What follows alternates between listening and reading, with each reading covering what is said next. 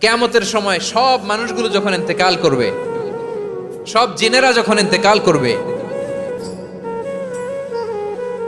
সব ফেরেশতারা যখন ইন্তেকাল করবে, বাকি থাকবে মালাকুল মাউত। মালাকুল মাউত এসে বলবে, আল্লাহ আপনার কথা মতো সবাই শেষ, মানুষগুলো নাই, জিনগুলো নাই, আমার সতীর্থ ফেরেশতাগুলো নাই, মহাবিশ্বে আর কেউ নাই। আল্লাহ বলে, এখন কে আছে? মালাকুল মাউত বলবে, আল্লাহ তুমি আছো আর আমি। তুমি তো আল হাইয়্যু আল কাইয়্যুম, অবিনশ্বর, শাশ্বত, চিরঞ্জীব, কোনোদিন মরবা না, তুমি আছো আর তোমার গোলাম আমি আছি আজরাইল। মহাবিশ্বে কয়জন আছে মাত্র? জোরে বলেন। এক হচ্ছেন আর হচ্ছে মালাকুল মাউত। আল্লাহ তুমি আছো আমি আছি। আল্লাহ বলবে, ঠিক আছে, এবার তোমার মরণের পালা, মুত ইয়া মালাকাল মাউত, হে মৃত্যুর ফেরেশতা তুমি মরো। মালাকুল মাউত আল্লাহর আদেশ বাস্তবায়ন করতে যে বিকট একটা চিৎকার দিয়ে মৃত্যুবরণ করবে।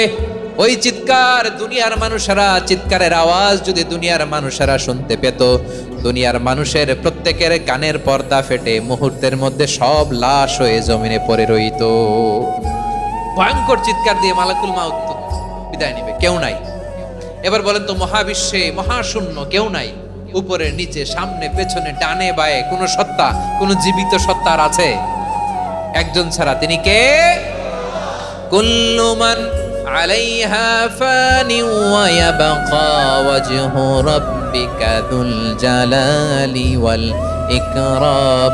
পড়েন, ফাবিআইয়ি আলাই রাব্বিকুমা তুকাজ্জিবান। কেউ থাকবে না একজন ছাড়া, একজন ছাড়া। এই ড্রোন দেখে হাত নাড়ালে হবে? আমার দিকে তাকাইতে হবে, কথা শুনতে হবে। মহাবিশ্বে কেউ নাই একজন সত্তা ছাড়া। আওয়াজ করে বলেন, তিনি কে?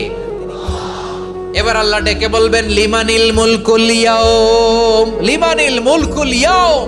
ক্ষমতা কার? Who belongs the kingdom today, who belongs the power authority today, who belongs the sovereignty today.